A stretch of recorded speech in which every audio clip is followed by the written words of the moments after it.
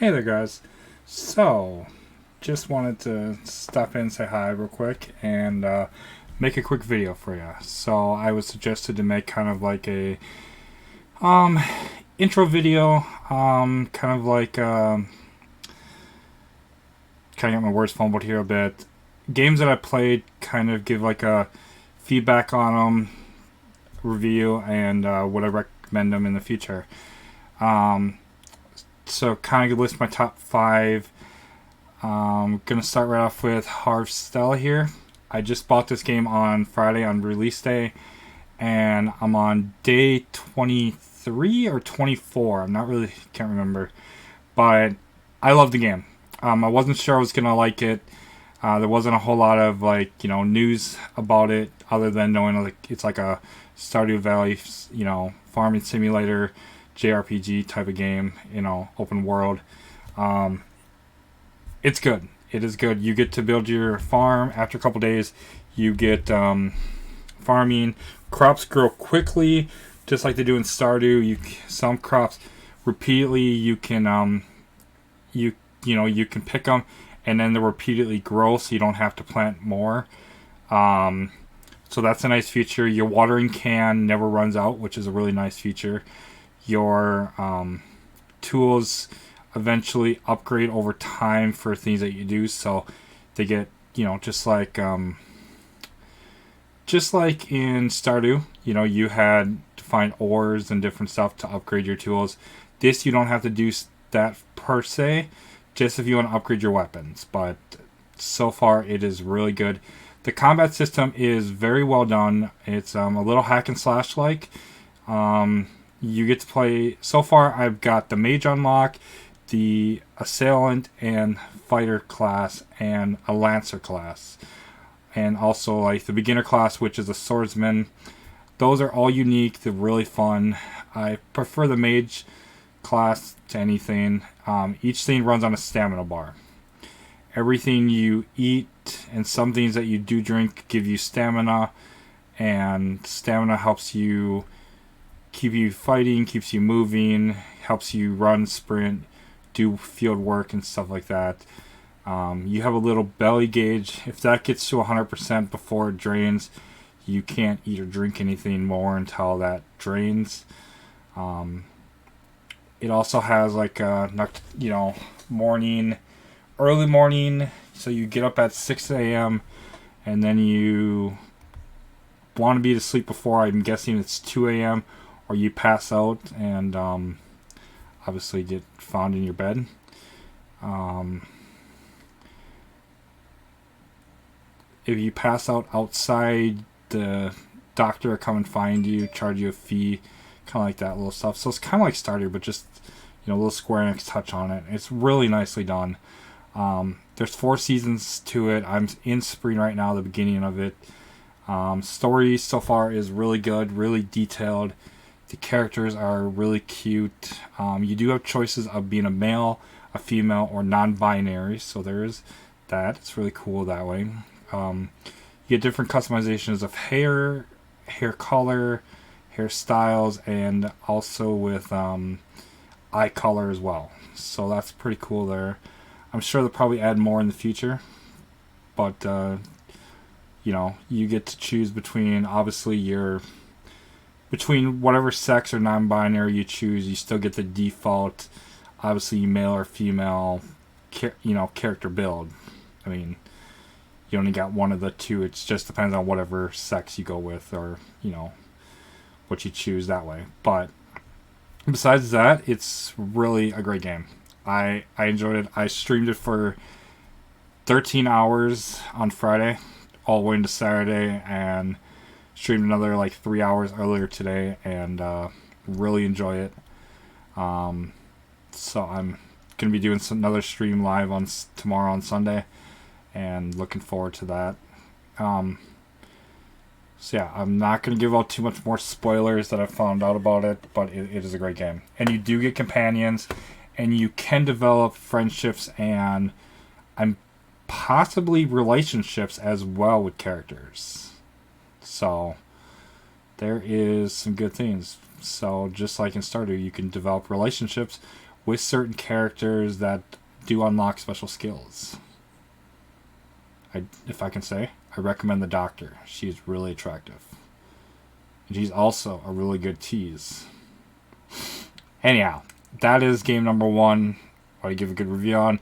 So I definitely recommend this game if you like a cozy, chilled game. The music is really great and character voices are good.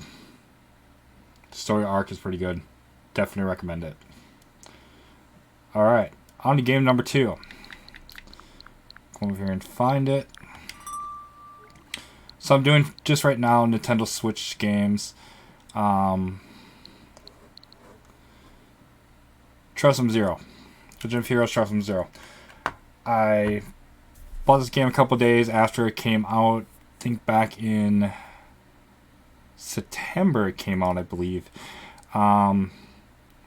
It is a pretty cool game. I played some of the Trails games before, like Trails of Cold Steel. We've got Trails in the Sky games.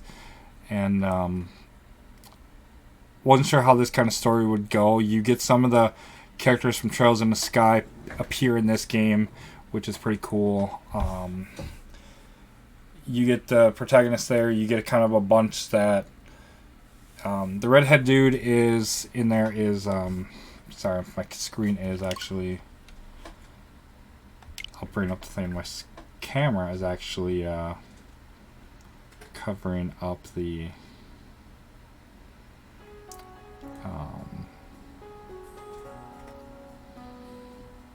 Covering it up.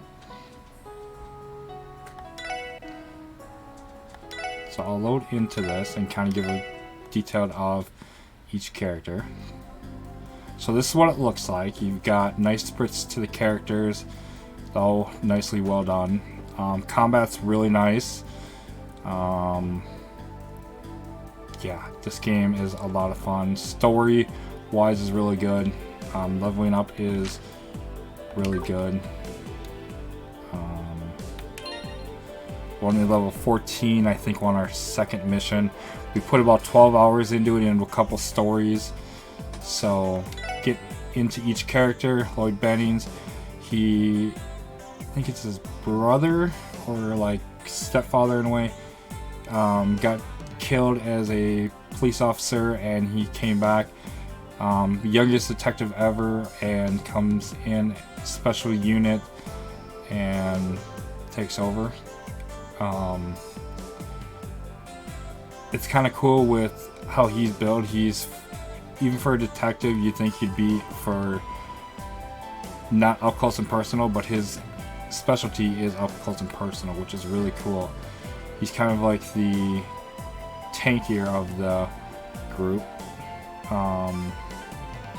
Then you've got Ellie. She is the marksman of the. She's the healer and the marksman of the group. She uses a revolver, customized revolver, and she uses different stuff. So a holy bullet, she shoots a bullet in the sky that pretty much just rains down heals, which is pretty cool, and then shoots different stuff. Her big ability, Aura Rain, revives an HP heal up to 50%.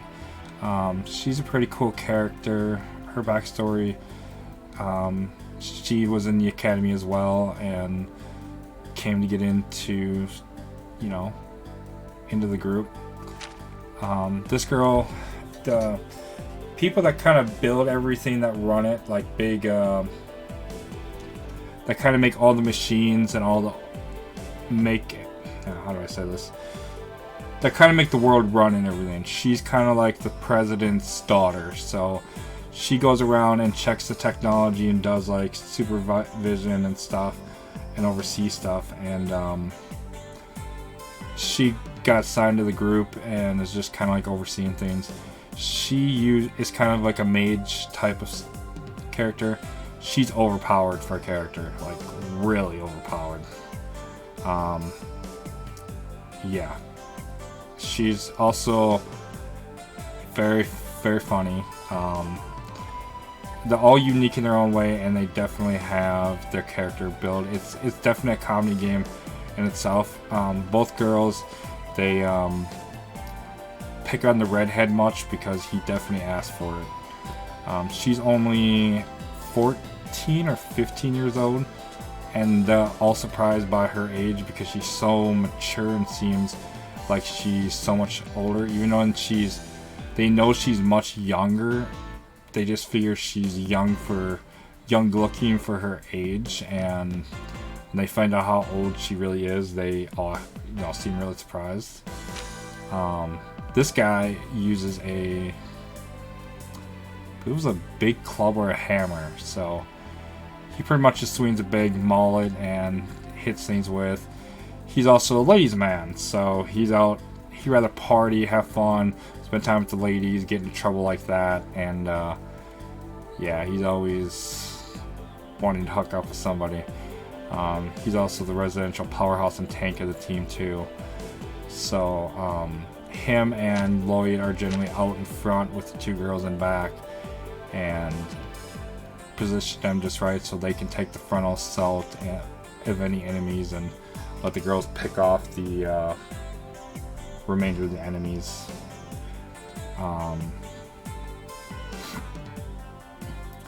Also, this game it's unique. Each character is funny in its own way. It's a good team. You get sometimes people that are general characters like special guests, and they're pretty cool. The special support staff that they are, or squad, the police unit made this because they got guilds. Guilds answer quests to slay monsters, save people, find lost items, find lost children, do stuff that the police normally can't do because of jurisdiction or police rules or something. And they made a special section of the police that could act as the guild, act like a guild, and do the same thing that they do, kind of bring recognition back to the police. And these four are doing that, even though they're kind of made out as a joke, which is, either way, they're doing a good job. Like I said, 12 hours in almost, and it's a really good game. You can sell some of your orb stuff to make money and upgrade stuff. It is a great game. You've got so much customizability in this. Orbments teach different arts that you can learn for special abilities. And then quartz you can equip to further abilities, which are pretty cool. Attack +2, evade 1, detection, seal an enemy. So everything defends, EP cut, mute an enemy, defense 1, HP 1, +1, or 5%, attack like +3%, defense -1%, plus a fire attack. So it's all good.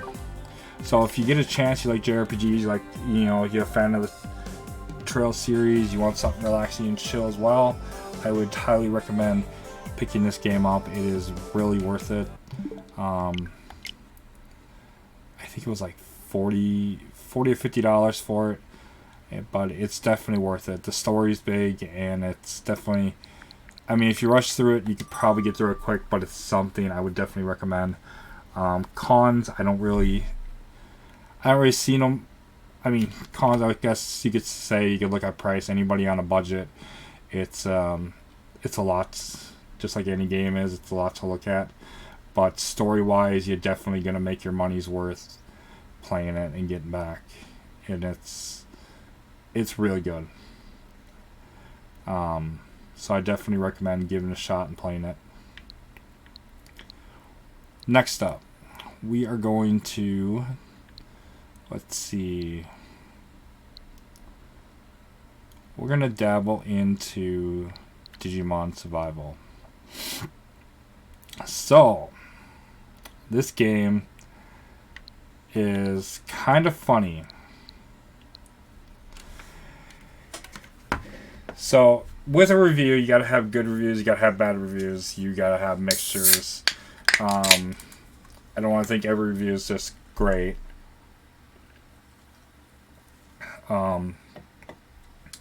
Digimon Survival, I know what visual novels are. I knew what it was beforehand. I played some, and they've a lot of fun in the past. Have been really good. being a Digimon game in itself, it brought a uniqueness to it. So I was really excited to play it. Bought it at launch, and I was really excited. Got into it and thought, what the hell am I playing? There was so much talking, so much dialogue, and I was like, this is not... yeah, you could skip it, but it's just like... It wasn't... it was not something that I was used to from a Digimon game, so it wasn't something I was enjoying right off the bat. So, minus that, I was already a little turned off from the game. It irritated me. Digimon battles, they weren't bad, but then, you couldn't really recruit nothing, you couldn't Digivolve, and once you got to the point of Digivolving Digimon, and it had to be, of course we all know it had to be triggered by emotions and certain events, it's weird how you had to trigger the emotions. Your options on how you trigger those emotions depended on what Digimon you could actually evolve into. My first one for Agumon was I got Tyrannomon, and I know there's like if I would have chosen the Courage route, I could have got Greymon. So there's different routes in that. A lot of talking, lots and lots of talking in the game. So expect that. I think I spent about 30 hours into the game. I know they say it's about a 40-hour game. I spent about 30 hours into it and was just a lot of talking. Something I found really, really bad. At the time this came out, I was also in school this year for psychology and human services. So I'm learning a lot about myself. I'm learning a lot about people with mental illnesses and stuff. And then we got a game here that's touching on people with mental illnesses and psychological problems, and touching on like the dark parts of them. What I mean by that, you've got like depression, anxiety, nightmares, troubles, all that stuff, and you've got thoughts of suicide, self-harm, all that coming to light in this game. And you're supposed to be the protagonist, the hero of the game, the leader. And when it's actually, you've got this thing where, wow, your characters can actually be killed off. Your choices in the game can actually impact if they live or die. Now, granted, few characters, they irritated you enough, like, okay, it's like a celebrity game, like survival of the fittest, like, you're gonna kill this character off, like, you get a chance. But then once you hear how they are and they treat their Digimons like a dick, but you're trying to tell them their Digimon are there to help them, but they won't listen to reason. They're just falling deeper and deeper into the darkness. Our first character's death, it was really hard because we had a chance to save him, but then I had to look at it as a whole. If this is me, and this is the moment I'm going to die, I had to look at it in the way of,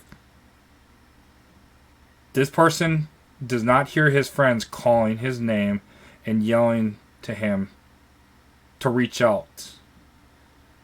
He's so self-obsessed that his mother is right there reaching out for him, which this evil entity that's going to kill him is right there. That's going to do this, and it's like, okay.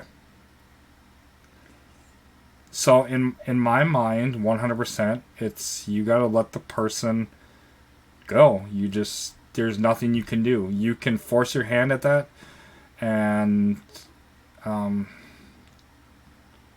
forcefully try to save them, or you can just let them go and let it be. And that's the option I had to make. Yeah, it's sacrificing a character, and the worst thing is the character dies, and then their Digimon dies. So you're killing two characters with one. You don't get to keep the Digimon as a playable character as like a member on your roster.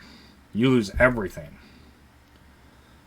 So it's like a double whammy there, and it's... I didn't like the game.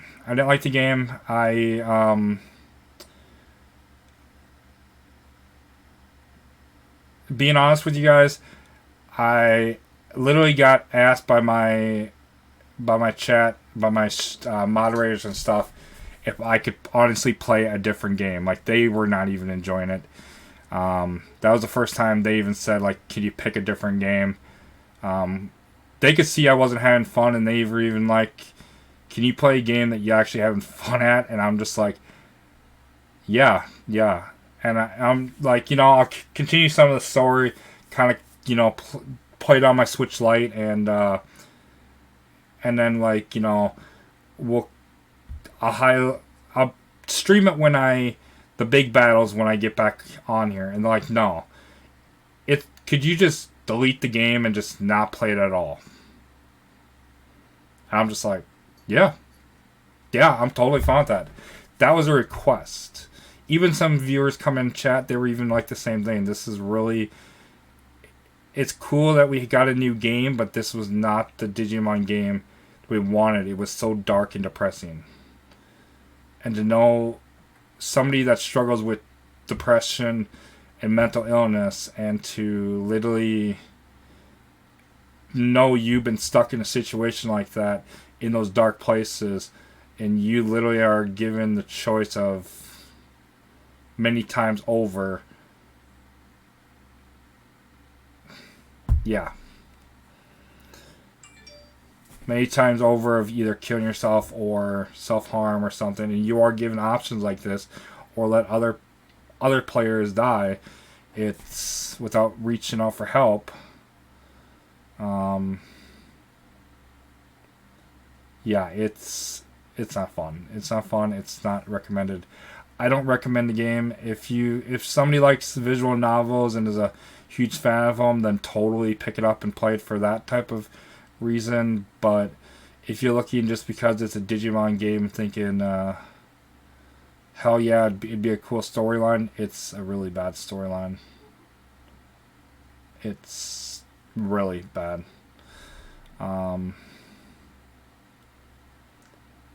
Yeah. Multiple people die as it is in the beginning, and it's just... my review of it is, I wish I could have got my money back for the game, or I wish I could have... wish there would have been more details about the game beforehand to make a big choice like that. But... or I at least wish I could have, some countries get the games, or like content creators get the games beforehand. So I wish there would have been, like, we could have seen like footage of the game maybe a week beforehand, and then I could have made a choice on picking it up or not. So either way, visual novel, if you guys want it for that type of reason, pick it up. But other than that, gameplay-wise, everything else, story, I gave it an F rating. I would definitely not pick it up for just the reasons I listed, and I'll kind of leave it at that. Alright. Well, yeah, if you've seen, I've got a lot of games here. A lot of these I haven't even played yet. I've been a fan of, and I've got them with deals, and have not even... gotten into them. But regardless, they are good. Alright, let's see. What is our next game we're going to get into? What is our next game? Let's go. We'll continue on Digimon. We'll go Digimon Cyber Sleuth / Hacker's Memory. We'll go with both there. So Cyber Sleuth, funny story, good story. Just from my standpoint on a Digimon game, Hacker's Memory wasn't bad either. They were both good Digimon games. You could you could use the was it Platinum Numemon exploit to in game get 3 of them and just power level your Digimon to 99, Mega Digivolve, Mega Digivolve, and get like the Royal Knights and everything. Get your preferred team of Digimon and go through the hard battles. As you got later in the game, battles got much more intense. And I mean, on normal difficulty, it's like you were on insane difficulty. But it was a lot of fun. It was a lot of replayability in the game. Befriending Digimon, you had to eventually unlock them enough to unlock a Digi-Egg and do stuff. Have a Digi-Farm and stuff. It was really, really cool. Hacker's Memory kind of did the same, but you had to buy Digimon or convert them. You could do that. Your choice of Digimon you could select at the beginning were different. But yeah, you could either be a male or female character in both games, which is kind of cool. Good points. You've got your Digimon. You've got attractive characters. Japanese game creators, as a buddy pointed out, they definitely don't mind having very sexy looking characters with low mini skirts and open cut shirts, revealing big breasted women and stuff, and definitely don't mind showing that stuff off. Yeah, you've got those in here for characters, and you've got the crazy types, you've got the insane my boyfriend's cheating type. You've got everything. So you've got comedy. You've got some things that are kind of like messed up in it. You've got your weird boy bands that are like what the heck type of things, but you've got your mixture. So it really ties in some good things. Hacker's Memory kind of picks up between Cyber Sleuth and towards the end of it, little bits here and there of different things, and it's a good game. You're doing a whole different thing. You're more of playing a hacker, and it's really, really good. I like it. You're fighting against hackers, and you're trying to destroy that kind of stuff. You're trying to stop evil hackers and then other groups, and trying to bring back an old hackers group that could correlate stuff, and it's unique. It's just a unique game in itself, and yeah. So I recommend picking up. Generally, you can find good deals. I think GameStop and like Best Buy and most stores you can find it for like $20, and it comes with both games in there at once. So I definitely recommend it. I definitely recommend it. So if you ever get a chance, definitely pick it up. Lots of hours of fun. I definitely maxed out the 99 hours that you can max out on it on both games, and that's not even finishing the story. Plus, if you beat the game, you can continue plus story on Hacker's Memory. So Cyber Sleuth, you could continue your save data plus over on Hacker's Memory and earn a bonus, and vice versa. So you can really earn some cool stuff. So definitely recommend picking it up. Always some cons with games. There's like sometimes it can crash, sometimes different like that, but sometimes the battles can be irritating. You got match type ups and stuff. Sometimes some bosses can just literally look like they're gonna be easy, and they can literally just be frustrating. So those can be tough at times, but ultimately it's a fun game. All right, so we'll get on to our final game here. Banner of the Maid. All right. So I picked this up for like a couple dollars, probably late 2020, while I was working at like a gas station.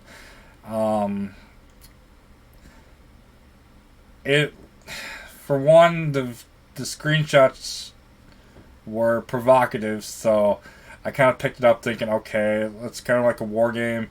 You've got, as you can see on the kind of cover there, you've got characters revealing outfits and stuff. Maybe like a hentai type thing.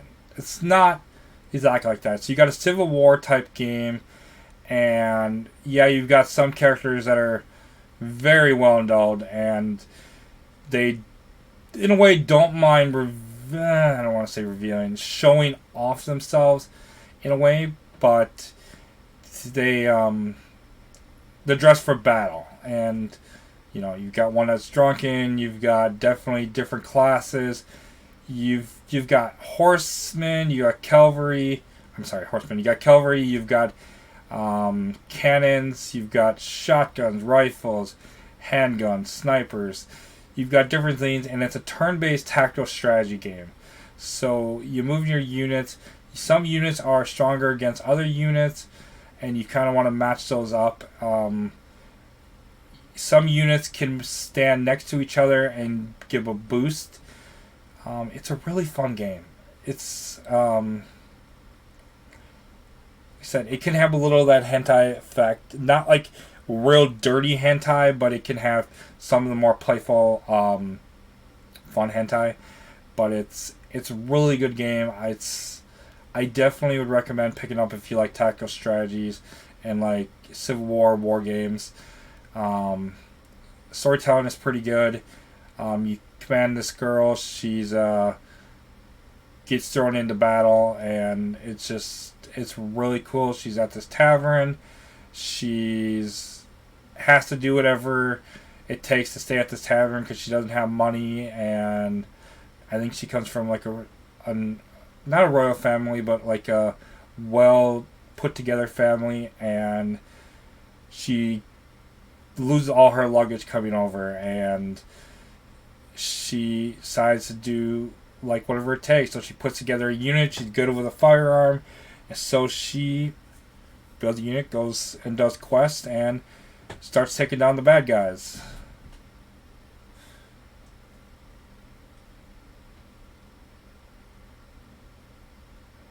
So, this is a really good game. I would recommend it. Negative, it can be, depending on where you get in the game, it can be like a tactical strategy.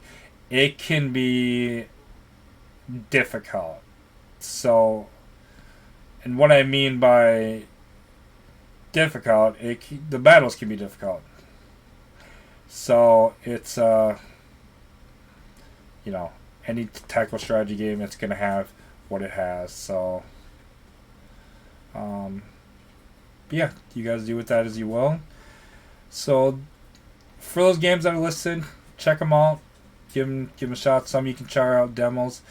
Digimon Cyber Sleuth is on PS4, Nintendo Switch, I believe Steam as well.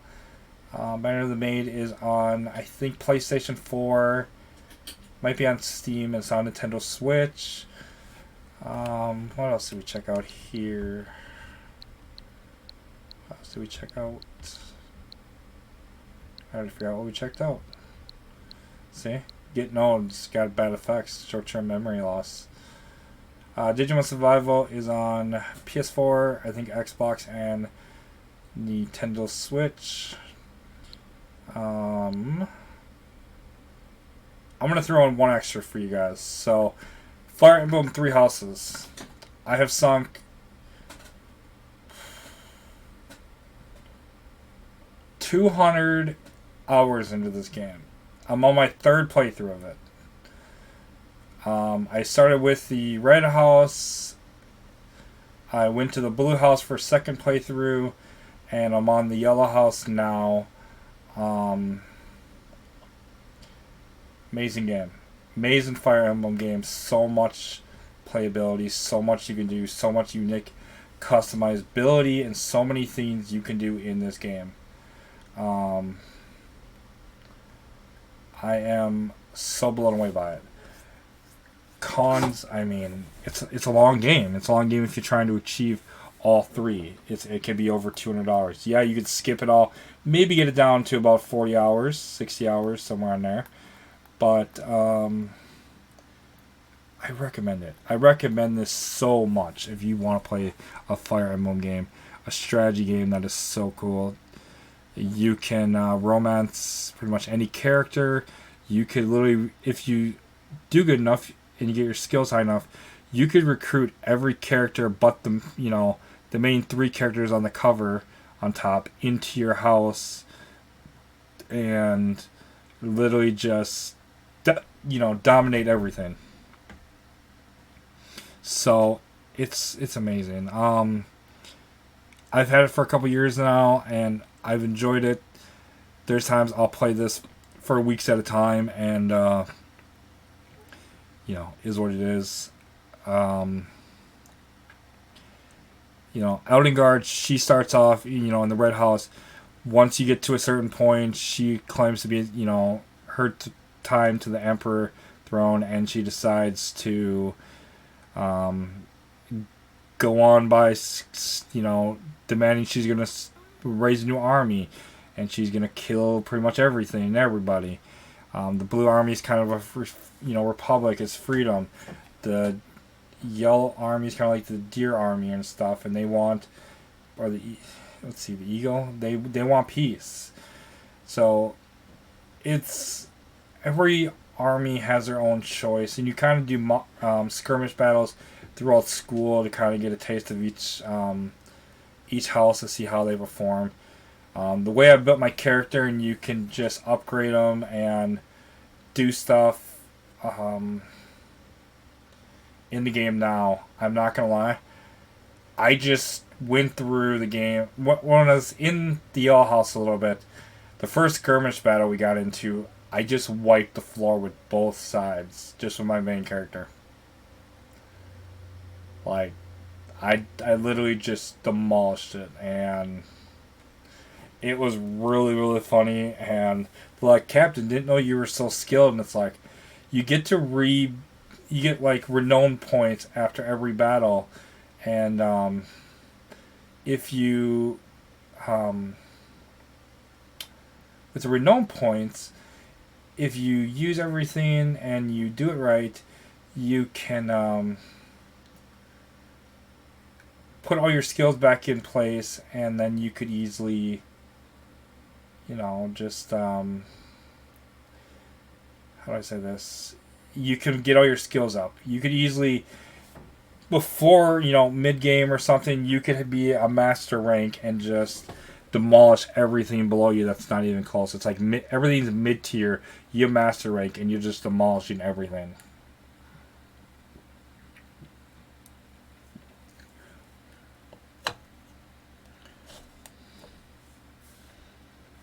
So, you guys want a great game? I think I've seen some stores have it down to like $30, $25, $30. Some places still sell it for $60. Honestly, for the replayability, $60 is cheap for how much content is packed in this game. At the same time, there's some DLC content for it, and man, even for that, there's so much playability into it. So yeah, guys, I recommend it. Pick it up, give it a shot. There's other games here. As you can see, I've got a lot of games. A lot of these I have played, others I haven't. We'll get into this. Besides that, there's games here that I have listed. These are games that are on my system currently. Now, I still have tons more games that are not even downloaded on the system because obviously I don't have a memory card bigger than 500 gigabytes to put on here. So, those we're not going to get into today. I'm going to do another review next week, and we'll touch base on a couple other games. We've got some of the Lego games. We just picked up Demon Hunter here just the other day. Texas Ogre Reborn we pre-ordered. My Town Porsche we picked up, and stuff. So, yeah, there's so much different things going into it. But you guys take care. Have a good evening. Love y'all. And I'll have this video out soon for y'all. Be safe. Talk to you later.